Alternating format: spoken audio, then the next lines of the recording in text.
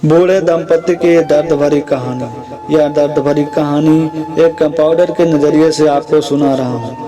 जी हाँ, मैं अस्पताल में काम करने वाला एक कंपाउंडर हूँ। जिस अस्पताल में मैं काम करता हूँ वहाँ पर 3 शिफ्ट चलती है। उस दिन मेरी सुबह की शिफ्ट थी जिसका टाइम 9 बजे से 5 बजे का होता है। हमेशा की तरह मैं सही समय पर अस्पताल पहुँच गया था। जब मैं अस्पताल के अंदर प्रवेश कर रहा था तो मेरी नज़र वेटिंग रूम में बैठे कई लोगों पर पड़ी, लेकिन एक बूढ़े दंपति पर जाकर रुक गई। बूढ़ा और बूढ़ी दोनों आपस में कुछ बातें कर रहे थे। बूढ़ा अपने हाथों में पीठ के पीछे कुछ पेपर बूढ़ी से छुपाने का प्रयत्न कर रहा था। बूढ़ी उन पेपरों को बूढ़े से छीनने की कोशिश कर रही थी। बूढ़ी की आंखों में थोड़ी सी शरारत थी। वही बूढ़ा तकरीबन रोने को था और उसकी आंखों में आंसू साफ दिख रहे थे। बूढ़ा बोला, इन पेपर में कुछ भी नहीं है, खामखा क्यों इनके पीछे पड़ी हो। बूढ़ी ने जवाब दिया, आज तक कोई बात मुझसे छुपा पाए हो मास्टर साहब। वैसे भी एक शिक्षक को झूठ नहीं बोलना चाहिए, तो दिखाओ मुझे पेपर्स। बूढ़ा फूट फूट कर रोने लगा और बोला, नर्मदा, कैंसर है तुम्हें। 1 महीने बाद इस दुनिया में अकेला छोड़कर मुझे चले जाओगी। ये रिटायर्ड मास्टर अपनी जिंदगी भर की कमाई देकर भी तुम्हारे कैंसर की कीमत नहीं चुका पाएगा। बूढ़ा अपना सिर पीटते हुए बोला, तुम्हारे कैंसर की कीमत इस बूढ़े रिटायर्ड मास्टर की औकात से कई गुनी बड़ी है।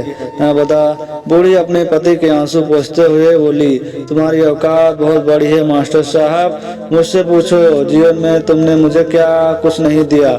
मेरी हर ख्वाहिश पूरी की है और ये डॉक्टर तो कुछ भी कहते। देखना, मैं इतनी जल्दी मरने वाली नहीं हूँ। कैंसर के असह्य दुख से गुजर रही बूढ़ी अपने पति के दर्द को कम करने की कोशिश कर रही थी। वह अपने पति को गले से लगाकर कह रही थी कि अभी तो मत रोइए, अभी तो मैं जिंदा हूँ। मैंने अपनी आंखों के सामने सैकड़ों मरीजों को देखा है। कईयों ने मेरे सामने दम तोड़े हैं। उनका दर्द मैं समझ सकता था, लेकिन कभी उनके लिए मेरे आंखों से आंसू नहीं निकले। लेकिन इस बूढ़े दंपति का दर्द मेरी आंखों से भी आंसू बनकर निकल गया। इससे पहले कि मैं इस दंपति के पास जाकर उनको हमदर्दी के 2 बोल बोल पाता और उनका हौसला बढ़ा पाता, डॉक्टर विनायक उनके पास पहुंच गए।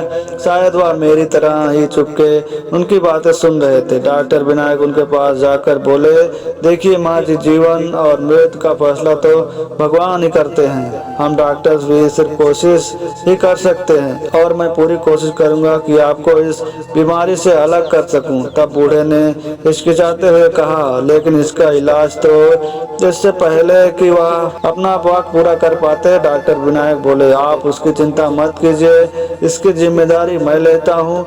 बूढ़ी ने डॉक्टर विनायक से पूछा, लेकिन आप यह सब क्यों करेंगे। डॉक्टर ने कहा, मैं तकरीबन 12 साल का था जब मेरी माँ इसी बीमारी का शिकार हो गई थी और मैं तब बेहोश और मजबूर था।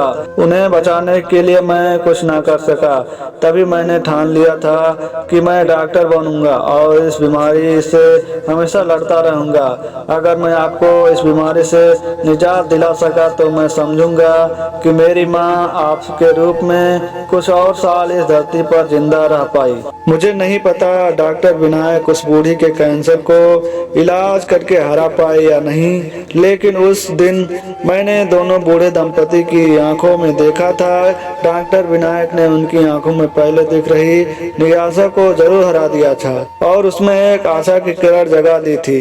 तो दोस्तों, बस इतनी सी थी ये कहानी। अगर हमारी कहानी आप लोग को पसंद आ रही है तो प्लीज आप लोग जो चैनल को सब्सक्राइब करें, बेल आइकन दबाएं, जिससे हम लोग नेक्स्ट वीडियो अपलोड करें आप लोग को नोटिफिकेशन सबसे पहले मिले।